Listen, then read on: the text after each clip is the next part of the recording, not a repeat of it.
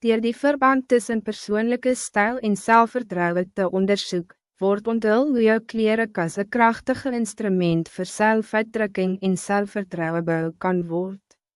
Om pasvorm en gemaak te prioritiseer, kies kleren wat onberispelijk pas en jou lichaamsvorm complimenteer.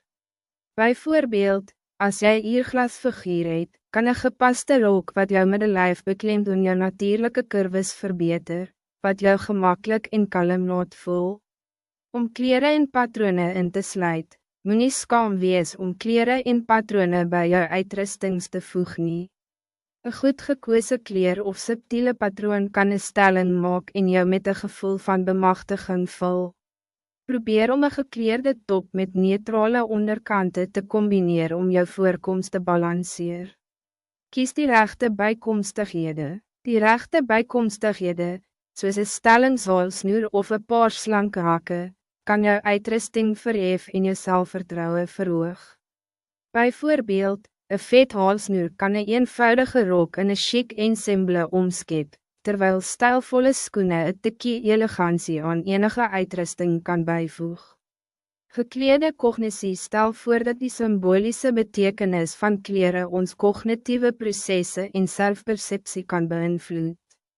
Die dra van specifieke soorte kleren kan sielkundige veranderingen veroorzaak wat ons gedrag en prestatie beïnvloed. Dit dui daarop dat kleren een symbolische betekenis dra wat ons denkwijze en gedrag op beduidende manieren kan beïnvloed. Die bevordering van lichaamspositiviteit en mode het die afgelopen paar jaar gewildheid gekry, wat die belangrijkheid beklemtoon van die aanvaarding van diverse lichaamsvorms en groottes. Blootstelling aan diverse voorstellings van lichaamsoorte in media en mode kan positieve uitwerkings hê op zelfperceptie en lichaamstevredenheid. Wanneer individue kleren dra wat hul individualiteit vier en hulle gemakkelijk en selfverzekerd in hul vel laat voel, styg hul selfvertrouwensvlakke. Deur die wetenskap achter kleren en selfvertrouwen te verstaan, kan ons die transformerende kracht van mode benut om ons selfvertrouwen te versterken en een sterk gevoel van zelfverzekerdheid aan die wereld te projecteer. So, die volgende keer als jy jou uitrusting vir die dag kies, onthou dat dit nie net daaroor gaan om goed te lyk nie, maar ook om bemachtig en zelfverzekerd in jou eie vel te voel. Laastens het mode die merkwaardige vermoë om zelfvertrouwen en selfuitdrukking uit te straal.